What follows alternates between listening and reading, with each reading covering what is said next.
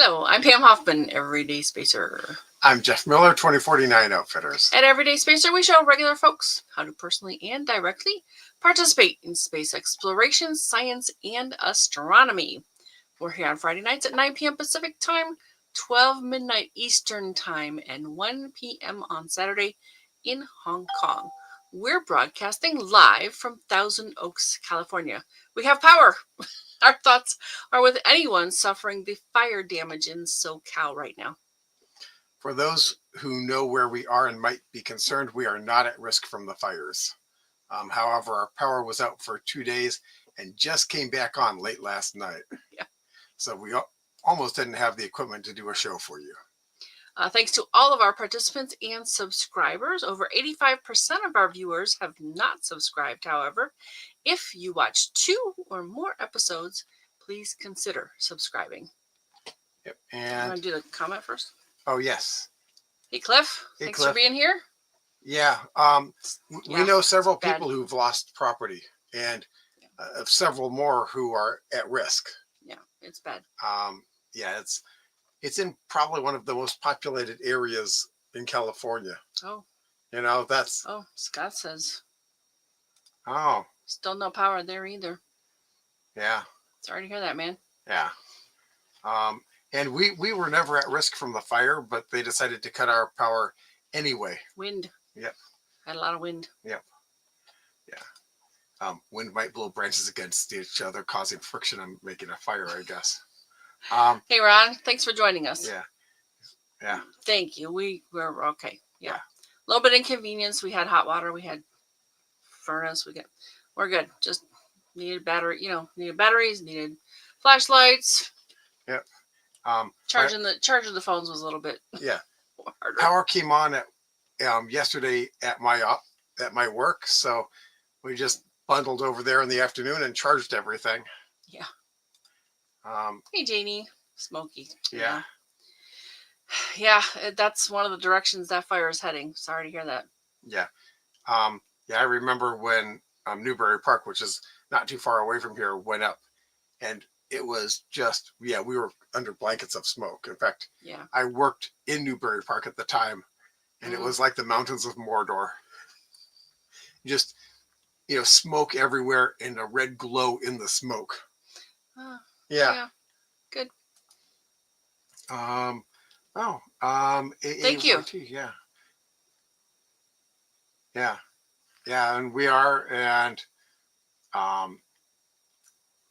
fortunately the wind isn't at all heading our way, but there are so many people, including Janie, and Susie, Yep, Susie's very close to the Palisades. Yeah. And she said that she lived in houses that were lost in these fires. Yeah, and we know people lives in a couple places. who've lost houses, and Susie keeps going down through a list of places that she's been that she'll never be able to go to again because they're gone. Yep. And somebody mentioned lots and lots of jobs gone, and I didn't even think about that. Yeah. Hey, Dawn, welcome. Yeah. Thank you very much. We appreciate that. It's been a little crazy. Yeah. So, some cybersecurity news. Sharing? Yeah, sure. Let's share. Just for the amusement factor, because the EU has one of the strongest data protection laws in the world. EU Commission fined for transferring user data to Meta in violation of privacy laws. Nice. So the EU Commission violated their own laws. Yeah, and got fined for it. Okay, good. By a section of the EU Commission. Yeah.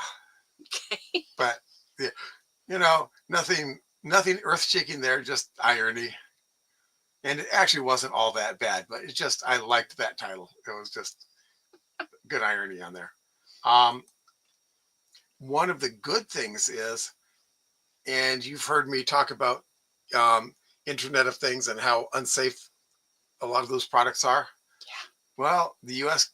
created something called the Cyber Trust Mark, which devices are allowed to post if they meet certain security standards.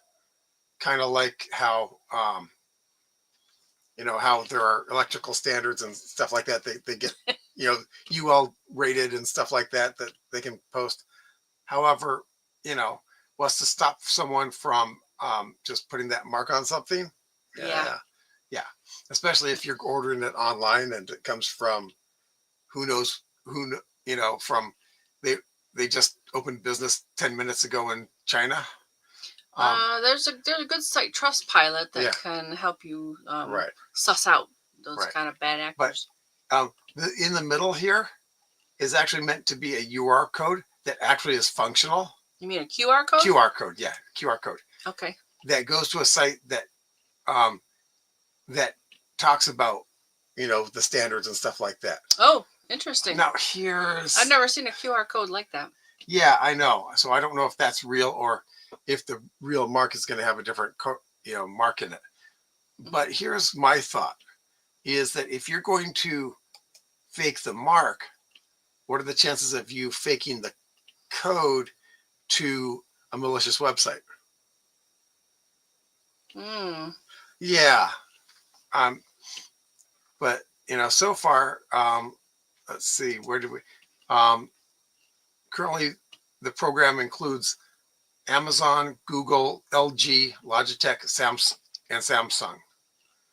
So those are the companies right now that are getting the making sure that they're FCC approved and will be they're the pilot companies for doing this. And as rife for abuse as this is, it is a step in the very right direction. Oh, good. So there's some other news too. We sanctioned a company in China, as if that's going to matter. China doesn't care. It won't enforce anything that we do. But this is a very good step in the right direction. Cool. Because those of us in the business call it the Internet of Insecure Things. And just to be a little bit on topic with cybersecurity, shadow AI, basically people using AI tools in a business.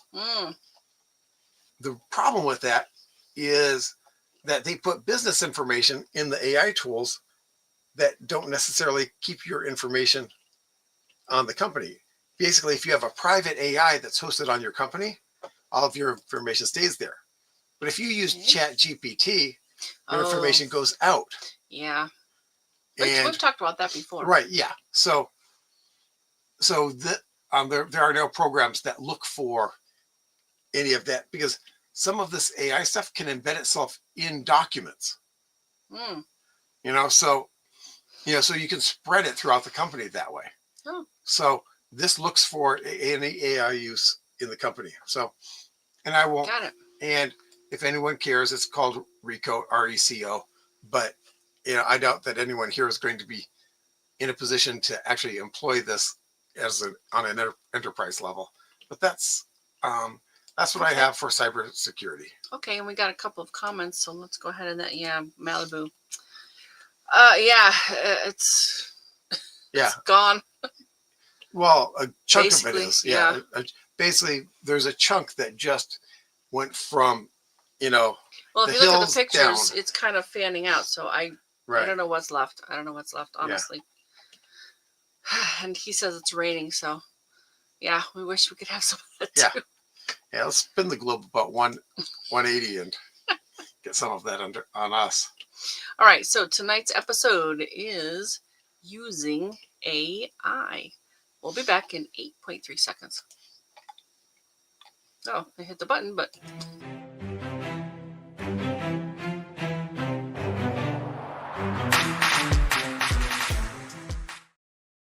There's a link to that book in the description. AI, or artificial intelligence, is the new tool and buzzword lately, and there seems to be a lot of controversy around it. Will it help us or will it harm us? Maybe we figure out how to use AI to free your creativity, streamline tasks, and optimize your time. Expand your horizons with AI technology that connects you to the world effortlessly. Quantum AI Suite. I actually quoted my AI. Okay, yep. And you found some tools. Yeah, I found some tools in doing the 2024, space astronomy news. I found, some lists of basically what were the biggest AI, programs or most useful AI programs in 2024. You ready for me to share the screen? Go ahead. Alrighty, here we go. And let's make this a little bit bigger. Cool. Thanks. There's nothing like preparation, nothing at all. Okay. That's still not very big. There we go. Okay, what is generative AI? I think we all know this, but if you want the list, I'll post this. But they basically take an input and give you results either in text, in pictures, in songs. Okay. And yeah, we've been hearing some songs lately. Yeah. Yeah. In fact, I found the one that kind of wild that the author uses for that. Basically embeds some songs that she creates in her stories. Mm-hmm. So, so how does the generative AI tools work? They do data collection and training, model design. They're built on neural networks. So basically the design of the model determines what it does with the training and what types of content it can take. Okay. Content generation, this is the output, and assessment and improvement. A good AI will take feedback on the generated stuff and then use that to train itself better. Now, some of the smaller small language models, once they're trained, that's it. They can't learn anything. Okay. So some of the bigger ones, like the big server things, like ChatGPT, it learns all the time. But something like, let's say, well, it improves based on your feedback, I think, right? Right. Yeah. I don't know if I'd call that learning strictly, but it improves. Okay. Okay. In because coding, garbage in, garbage out. Yeah, in coding we call that learning. And yes, there have been people who've spiked those learning curves with, Google's first AI they came out with was trained by some people having fun to curse at people. Oh boy, it's like teaching your parent to swear. Yeah. It's like your cousin teaching your parent how to swear. Yes. Nice. Yeah. So. Yeah, I remember a long time ago looking at what they called Google Dreams, Google's AI Dreams. That was some bizarre stuff, man. But I think it was one of the first ways that we got to look at, because AI has been around for a long time, at some of the output of an AI generated image. And you could think I didn't even think about it then, but yeah, you could almost think of that as like an infant, just learning to use its senses and make babble noises. Because that's what the Google Dream was. It was wild stuff. Yeah, bizarre images. Yeah, very bizarre. But that's how they learned. So this is geekforgeeks.org. What they consider the best AI tools. Their complete list, of course, isn't a complete list necessarily, but it's their complete list. Got it. So ChatGPT. That's probably the most well-known one right now. Yeah.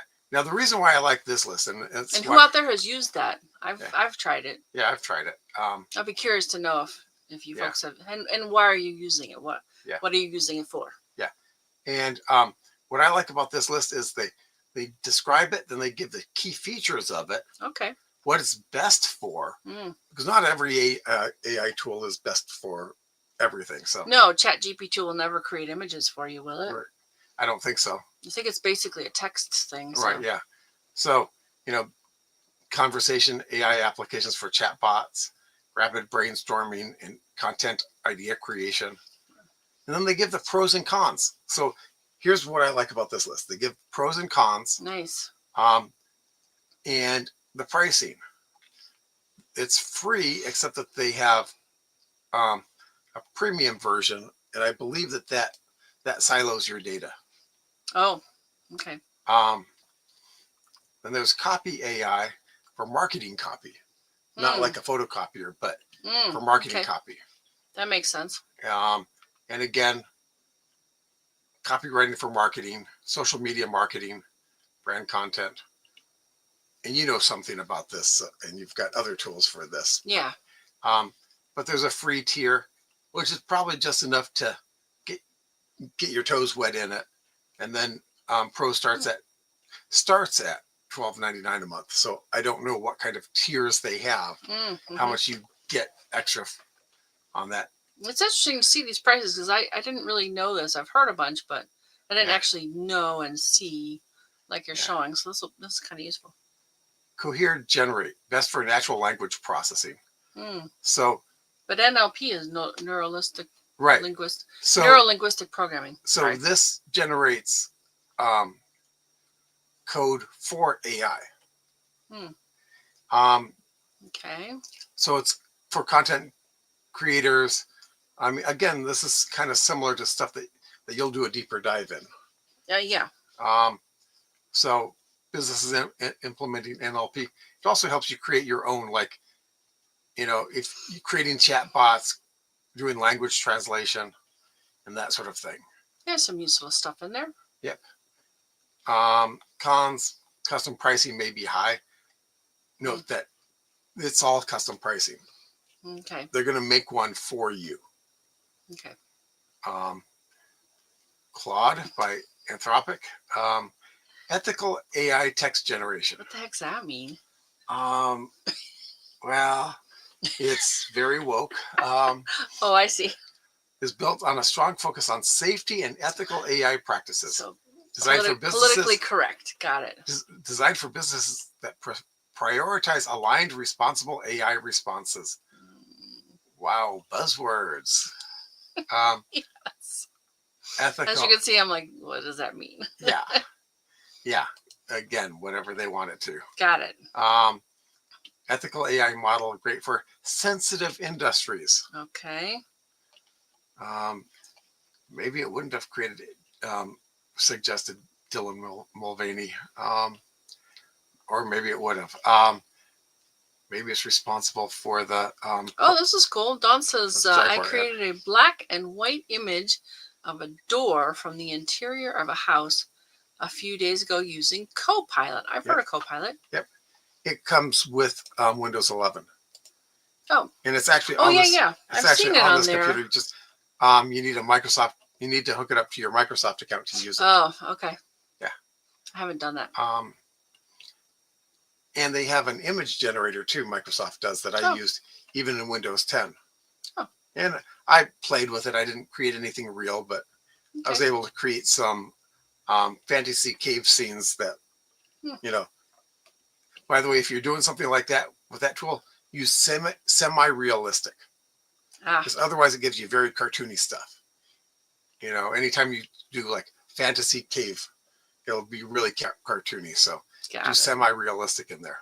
Yeah, that's going to be a big deal. What you give it, what you feed it for a prompt. Yeah. In fact, I think I might have shown that when I talked about AI last time. Oh, okay. Chat Sonic by Right Sonic. Best for real-time data and content creation. Okay. This can create essentially a chat, for writers and content creators who need up-to-date facts and trends in their work. Oh, okay. Basically, it looks like, real-time data integration supports multiple content types. I don't know what their sources are, but it looks like it's a research tool. Okay. Subscription required for full usage, so don't know. Limited free access, don't really know what it is. A free trial, that might be like a 7-day or 14-day or 30-day thing. Or just limits you to like wiki lookups or something like that. I don't know. Or maybe it restricts you from wiki lookups and only uses your own local data. But I would be really leery about using company data in something like this. Oh yeah. Oh, Janie says, a lot of what I have seen people create looks fake, semi-realistic, doesn't appeal to me. Well, yeah, I'm talking about like in a cave, or I'm not talking about people, but they really can't do text either. Right, they can't do words at all. Right, yeah, but it's very bizarre. If you're looking for something that looks like a fantasy cave, like you would see in like, sci-fi movies or TV shows, you need to go semi-realistic. If you go realistic, there's no fantasy in the cave. So, you need to go semi-realistic to get that. And I really like Jeff is reading a story to me. It's online, and I really like that she'll have a whole bunch of the story, and then she'll actually present you with, and this is the same person who does the music, present you with this image at the end, and it's kind of fantastical where she's taking you on this story. So the images are somewhat fantastical too, which I think fits very well. I think it's a very good use of the AI tool that she chooses to use. Yeah. So yeah, I really like it. Yeah. So I understand what you're saying, Janie. Yeah, there's some very weird, creepy stuff out there with AI, but it can be used well and in appropriate places. Yeah, and I generally don't like AI generated people unless you get one of the really, really expensive ones that can do faces well, because the faces just look off to me. Okay. It's that what is it? What do they call it? The what valley? Oh, the Uncanny Valley. Uncanny Valley, yeah, where it looks just close enough to give you the heebie-jeebies. Yeah. Whereas oh yeah. Cliff says I can't draw a cat, let alone anything else except for building something. Yeah. Yeah, well, it's a 3D thing, and there's actually some pretty good, fun stuff out there about learning how to draw. Dawn and I actually did some of that. I can draw a cat. I just can't draw on a cat. The darn things don't stay still. Well, you used one for a bookmark once, so they're still well, that's enough for because that. she plopped her tail in my book. So what the hell? Okay. Why not? Got it. What else you got? Bard. Oh. Conversational AI. You can either have a conversation with it or make it pretend to be you, I guess. Oh, so, yeah. One of the prompts is acting as though you are, and you can tell it all kinds of different things from real people to a type of person, like a salesperson, So, yeah. So it one of the pros is that it's attached to Google. One of the cons, let's fill in this blank space, it's attached to Google. Sorry. Oh, Dawn says you need to specify the style of the image you want. My door was vintage. Yes. Yes. Very cool. So pricing based on use and integration needs. So again, they'll hook it up to various, data sources and stuff. Okay. Best AI image generator is, they call it DALL-E. I guess for Salvador Dali, by OpenAI, the same ones that do ChatGPT.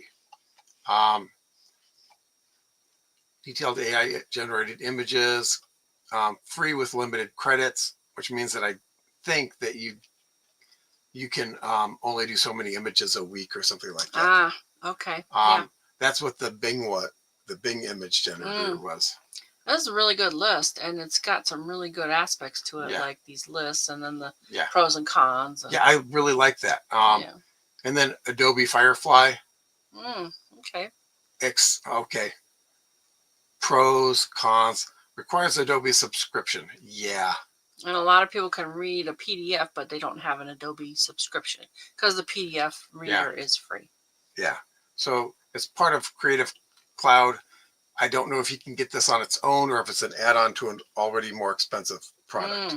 That Adobe Creative Cloud is a monthly fee. So you could be spending $160 on something. Another $20 isn't onerous. It's that first $160 a month that you have to use the heck out of it to basically make it worth it. Some people do. And some people are in the business. They have a graphics arts type of a business, or they work for a company that has these tools. Yeah. And then there's Mid-Journey for experimental and abstract art. Okay. Pricing, free tiers available. Paid plan starting at $10 a month. I guess you can get your feet wet and play with it cool. a bit and have more tools for $10 a month. Jasper Art. I don't really know much about the art ones, but Canva. Well, you use Canva. Yeah, I use Canva a lot. Yeah. So and they have an AI aspect of it. It's a little weird. Yeah. So it has a free tier, and Pro starts at $13 a month in the US. Cliff comes on and says Crichton from Red Dwarf, square shaped. Yeah. Yes, we like Red Dwarf. Yeah. That's me plan. Yeah. Yes, What else you got? Okay, so Oh, DALL-E 2. Yeah, E2. Exceptional image quality. You can get it for free. Bing, Bing Image Creator. This is what I've used, and it produces decent stuff as long as you give it prompts that don't let it do cartoony stuff. Unless you want cartoony stuff, then I guess it's okay. Easy to use interface, yeah. Limited advanced features for complex designs, yeah. Quality can vary depending on prompts a lot. Night Cafe, again, free tier. Artists exploring AI-driven art.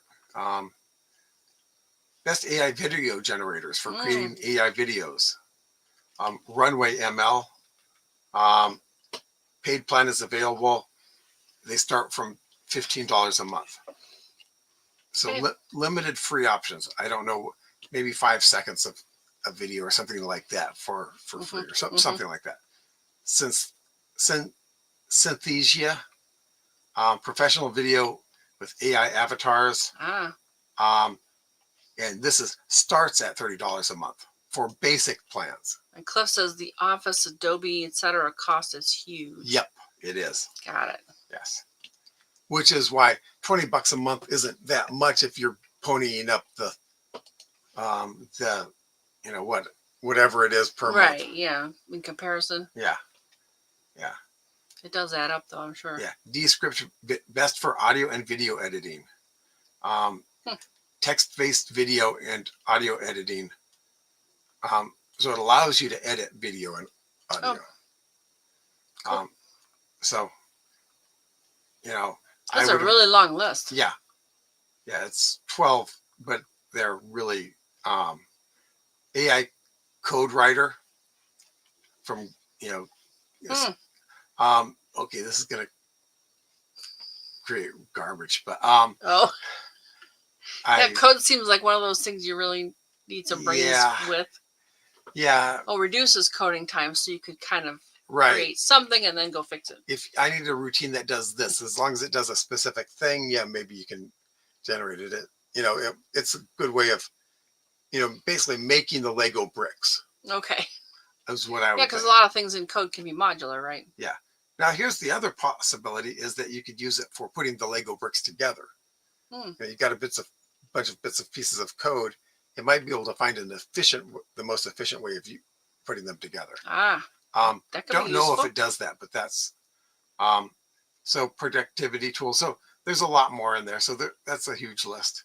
And then this is the author that I talked about actually creates songs and uses this to create them. And they sound pretty good. They sound good to me.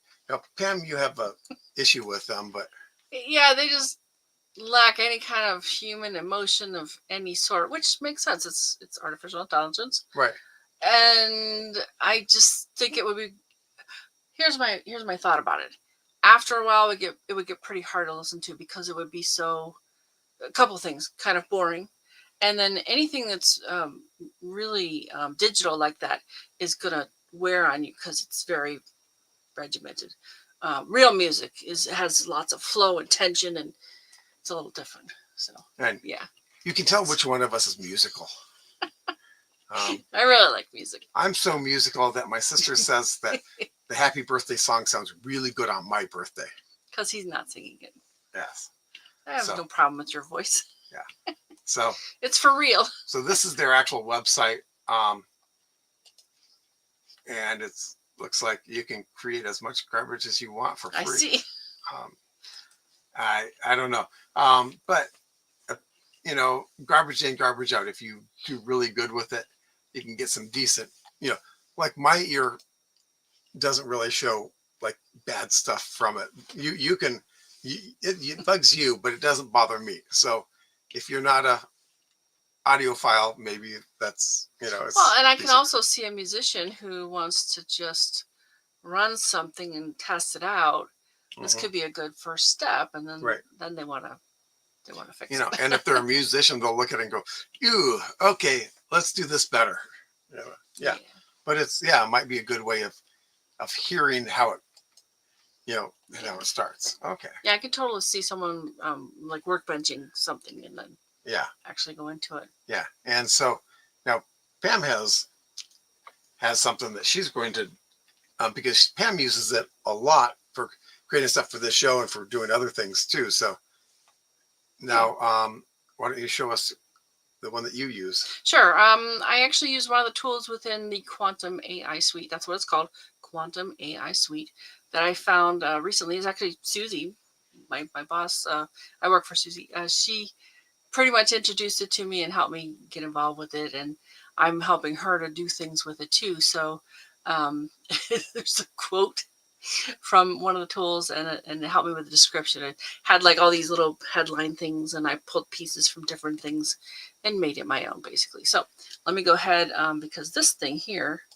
sums up for me what kind of the trials and tribulations of it. I want AI to do my laundry and dishes so that I can do art and writing, not for AI to do my art and writing so that I can do my laundry and dishes. Well, too bad for you that AI tools right now do art and writing. Yes, well, yes, I okay. Well, we'll talk about that in a minute. But one of the here's the Quantum AI Suite, and you'll notice there's basically 52 tools in here, and he's continually creating more and supporting the ones that he's already created. So he does a lot of work on this. This is an amazing, amazing tool, and it's like one flat fee a month, pretty much $47. So okay, yeah. I think he's going to go up to 97 at some point, but right now it's 47 a month. Yeah, and so this is a lot of stuff for marketing, right? Yeah, a lot of these things in here are meant for business people, but I think you're going to have a lot of fun with things like Hero Image Pro. I use the Video Genesis, and yeah, you create short intro videos for some of these. I've played with the Build-A-Buyer, and there's a couple of them in here that I haven't done anything with yet. So I'm gonna demonstrate them tonight. Why does this video look stuck? No, I don't know. Are we still broadcasting? Someone tell us if we're good. If we're good, we're still broadcasting. If we look good, because I've never seen that before. Show your screen. Let's see if it's just my computer that's stuck. Okay. Oh yeah, my computer is stuck. Oh, that's weird. Interesting. I'm gonna refresh my page. Wow, that's wild. Thank you, Janie. She says yes. So we're on track. Excellent. Thanks so much. I really appreciate that. All right, so I'm going to go ahead and talk to you about a couple of these tools, because there's just way too many to get into, and I'll demonstrate a couple things too. And this is the fellow John Limbacher who created this, and I think what he did was he took a bunch of the API keys from these other tools that Jeff has described, not all of them, but some of them and some other ones probably, and created this tool, this Quantum AI Suite, in order to give his customers a lot of options. And basically says there's a path you can follow to get your market segment, then build your buyer, then what's the real competition, what they fear, the triggers, lead magnets, all kinds of different things in here. But I don't think that the average person really needs all that stuff. You don't need to talk about benefits, eliminating objections. FAQ Wizard might be fun for a lot of people. But anyway, I'm going to go ahead and... That might be good for people who design websites. Yeah, I can see that. All right, so you've probably seen some of the pictures. I'm going to copy this one because I want you to see this. This was from tonight's episode. I just use a slice of this. And we were talking about before, this is a good way to give feedback. If you like it, give it the 5 stars or whatever in between, so that the tool will keep learning from you what you really think is the outcome is good. So I thought I'd play with this a little bit for you. The Everyday Spacer audience, we're going to have some image idea prompts here. Yeah, so it's not creating the image, it's just creating ideas for an image, right? Right. And the one of the things I really love about this is that he gives you these little boxes that you can write into. And there's 20 of these. So maybe we'll choose one we like. But you can pick the emotions. You can do photorealism or not, color, black and white, none. There's lots and lots of different things to choose from. And it's basically taking the guesswork out of creating the prompts in text to get what you really want. So it's a graphical interface to create the prompts. That's a great way of putting it. Yeah. And I happen to like a couple images. And you probably recognize some of these things from previous episodes. However, you probably didn't see that one because I didn't use it. Yeah, you might think that maybe Pam likes the color purple. Maybe. No, I definitely do. And like this one, I turned around. Oh yeah, there's ways to edit them, redo them, download them. I can get rid of it if I want to. I can share it. This is really a stupendous tool for a flat fee every month. And I just went a little crazy playing with this. Even when I didn't need something, I just kind of played with things. All right, so what I thought I would do is I would just try one of these. And I think they do people okay in this one. Mm-hmm. If anything jumps out at anybody, let me know. From what I've seen of the people in here, they're not photorealistic people, but they're book cover art quality people. Oh, let's see if they give us a rooftop, because I've seen some of these as like, yeah, that's not what that is. Yeah, let's see. Excitement, elation, we'll leave that. We got color. You can do these in like for a mobile phone thing, a square. There's a couple ways to do them. And I usually don't play with these too much. I just leave them alone. But the target audience, you can change that. I'm going to go ahead and leave the rest of it here. So create another image. And this will take, almost 3 minutes. So I'm going to go ahead and come back to that whenever we're done. And a lot of the videos that I've created, I've put a description in it here and then picked a couple of other things and then gone ahead and created stuff like this. You probably remember this from when Jeff Greason was a guest. Jeff Greason, a visionary in the commercial space sector with over 25 years of groundbreaking experience. As chief technologist of Electric Sky, Jeff... And you see how I used his actual photograph. You can change them out. You can ask for another one, change the image, ask for a different one, all kinds of different things. So this is sort of like a trailer for the shows. Mm-hmm. All right. We don't do them for every show, but no. I use a lot of different tools. I've used things like in Canva. I've found specific images for things. I'm not like constrained by one tool. And this is the one, hook lines, where I found, and I don't know why, because I created this last week and it didn't stick. Using artificial intelligence, I wanted it to be positive, inspirational, kind of short, persuasive, all these different pieces, right? And usually they create a whole bunch of them like this one. This was for the Hedy Lamarr show. But for some reason, this one was lost. You could hit the create more hooks, and it'll give you a whole bunch just like this. And they tell you if it's clickable, likable, available. Again, you can give them stars. You can copy it. You can pitch it. Lots and lots of possibilities with this tool. It's really, really quite something. But again, this is more for like a marketing thing, and which is kind of sort of the thing I do. All right. Okay, there's our image. Hey, look, it's a meteor shower. I did not expect that. Do you like these people or not? They're decent. Like I said, you wouldn't think that this is a photograph. Oh no. But it's just far enough away that it doesn't give you the heebie-jeebies either. So I think it's a good artwork of people. You know? Yeah, I think so too. I like how they're all bundled up and holding a hot cup of something. That's pretty good. And if I really liked it, I could give it a star, whatever. All right, so I'm going to go ahead with let's see, we are over here now. I have used these for like picking a market segment, that kind of thing. And I thought, well, I've never used this one. Maybe we try it out. I did go ahead and populate it a little bit. This is a card whisperer. You create a personal greeting card. It's the words, I think. It says, because you're personal greeting card poet. Mm-hmm. I'm thinking it's going to be like the Hallmark card text of what you need for whatever you choose to add to the fields here. So it's struggling to find the right words for that special occasion. Let card whisperer be your muse. So let's give it a whirl. I decided I want to do a thank you letter to Jeff. If it's a birthday card, maybe you put in their age. This is my name because I'm sending it. Our relationship, he's my boyfriend. I wanted to make it humorous because... and this was his idea, being such a wonderful boyfriend. You can put in specific phrases. I'm going to leave it out.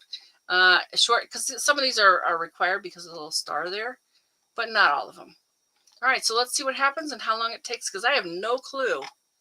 You have to go back. Oh, 17 seconds. I think we can sit and watch it. See what they come up with. Hey, Jeff, thank you for being such a fabulous boyfriend. Your ability to make every day feel like a hilarious adventure is a gift I cherish. With love and giggles, Pam Hoffman.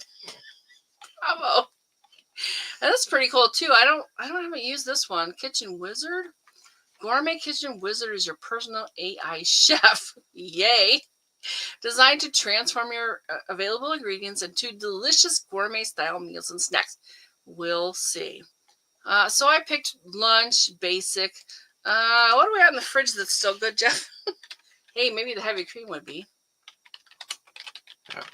Yeah. Anything else in there we want to? Meatballs. Meatballs. Broccoli. This ought to be funny. All right, I think that's good Butter. enough. Oh, butter? Yeah, that's a good one. Let's see what the AI chef comes up with and how long it takes. Oh, this one's fast, too. Like the video one, it's about 8 minutes. Yeah. So I because usually... it creates video, yeah. Okay, here we go. Creamy broccoli meatball delight. Thanks for the adjective. Heavy cream, meatballs, broccoli, 2 tablespoons of butter, salt and pepper to taste. In a pan over medium heat, melt the butter. Add the meatballs and sear them until they are golden brown. This is just amazing to me. It gives me a recipe based on the stuff that I have in my refrigerator. And there is a community, you can see I wrote to them not too long ago, where you can ask questions, where you can get help, that kind of thing. But yeah, I think this tool is just really quite something. And it's like when you saw all those prices for all those other ones, this one's even at $97 a month. This is going to be an amazing deal. I mean, just email Genius, all these different things. And I know one thing about this. John keeps adding tools. And he has created something for, like, if you want to create your own and sell it. Oh, hang on. Yeah. My screen was frozen again, so we've got some comments. Yeah. So Janie said cartoony. Yeah, for the Yep. people. Yeah. Yep. Yeah. Not too cartoony. Not but bad. Yeah, but it was more painting style or drawing style people than photo people. Yeah, and you can change that a bit. I didn't always like the photorealism results. So. Yeah, photorealism gets you into the uncanny valley. Yeah. So John has a way to let you make this your own tool and brand it for whatever you have. He's got something called. He's doing a lot of crazy stuff with this. I don't do rap, so I don't really use that one. If you want to make rap songs. You know my thought on rap. Yeah, so that Bill DeBecky, that's your assistant. So let's say you had a chat bot that would answer questions for people on a website. Maybe the Bill DeBecky would be the way to get your perfect admin helper for that. Oh, Nathan has a question. Oh, hi, Nathan. Yeah, right now it's about $47 a month. I think he's going to bump it up to $97 a month when it's out of beta testing. I think that's, and I've been looking around because I do have an affiliate link somewhere. I don't know where it is, so I'll have to find that and add it to the show a little bit later on. Yeah. But yeah, that's basically what I've been using for a while. And again, you can come back to us. Okay. You can create all kinds of different things, and much more than I even showed you. I guess it sort of depends on what you're doing, what you need. Yeah, I do have one somewhere. I just don't know where. So, yeah, I'll put that in the chat, in the comments, whenever I find it. So, to me, the kind of just to wrap this up, what if we looked at AI the same way we look at our paint and brushes? Perhaps it opens the world of art and writing to people who are not as skilled at it. Like, Cliff was saying, I can't draw a cat. Well, maybe you could do something kind of cool in a tool like this. Yeah, you could basically take an image and say, put this kind of cat here. Yeah, and I personally love to edit things, but I'm told I write well. I just find it's quite a struggle. Of course, I've written a whole bunch of blog posts. It gets a little bit easier over time. And I know that the blank page can be very daunting for a lot of people. Maybe AI can give us a leg up in those directions. And so we can do our art and our writing a little more easily and expand it out to people who may not be able to do that. Yeah, we got a comment? Yeah, Cliff. The recipe was in his head in 3 seconds. Yeah. Yeah, I mean. I totally can believe that. Yeah. But for me to have sort of a baseline, because you don't want me to cook on my own. No. I need to start with the recipe. Even if I do things like, I don't like pepper, so I'm not going to put that much pepper in. Or, I like some heat, but not that much. So anyway, someday maybe we'll get the laundry, the dishes, and the housework handled by robots. Yep. Time will tell. Or at least in the creative part, the creative things, basically the scut work parts of it. You create the story, create the interactions, and then let it create the rest of it around it. I don't know. And if you think of our artwork in the past, some of the famous Michelangelos and so forth had somebody else doing the like you said, the scut work, and they did the creative part. But that would be a good way for someone to be an apprentice. So, yeah. But if you don't have that, maybe a little artificial intelligence tool would be helpful to you. Thank you very much. I definitely enjoy that tool a lot. You'll see a lot of it with the show, related to the show. You might recognize bits of that in promoting the show. Yes, most definitely. So, some stellar events this week, January 10th through January 17th. January 10th, Jupiter and the moon are in conjunction. Jupiter's 5.4 degrees south of the moon. And Venus is at its greatest eastern elongation at 47 degrees east. Bright. Look for Venus after the sun sets. So bright. And it's in the west. Yeah, even now. It's going to be up because it goes up and then it goes down. So that whole time above a certain, it'll be visible. Yeah, if you see Venus in the east at sunset, there's something wrong. Yeah, you're in a different universe. One of us is moving. That's what it means. One of us has the wrong orbit. January 11th, the moon rides high. I wasn't going to bring it up this time. You're just laughing anyway. Because you talked about it before the show. Yeah, I'm just waiting for. It says that on April 20th. That's all. Keep waiting because it is not this year. Yeah. I don't think. I don't know. We'll see. January 13th is a full wolf moon. Cliff loves those. Yeah, I don't know who. We had an American werewolf in London. I guess that's. Some of the American Indians came up with some of these names. Don't diss the Indians. You got more. And Mars and the moon. I was just waiting for you to be done. Mars and the moon are in conjunction. Mars is 0.2 degrees south of the moon. An occultation is visible from Americas and Africa. That's on the 13th. That is, what day is that? Next Monday. Next Monday, there's an occultation. Cliff says he can build a space shuttle, but don't get me to draw it. Yeah, maybe you can have an AI tool help you out. You never know. Yep. Don't build an airplane with it, though. Yeah. Check it over very thoroughly if you get plans from an AI. Yeah. Yeah, because things might not be where you expect them to be.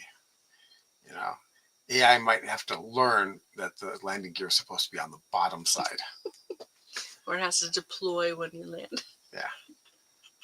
Because it won't care. Mm-hmm. Also on the 13th, oh no, I said that. But also, Pollux is 2.1 degrees north of the moon on the 13th. January 15th, Mars is at opposition. January 16th, Regulus is 2.2 degrees south of the moon. And January 17th is our Friday night show, and we have an audience recommendation, so stick around to learn more.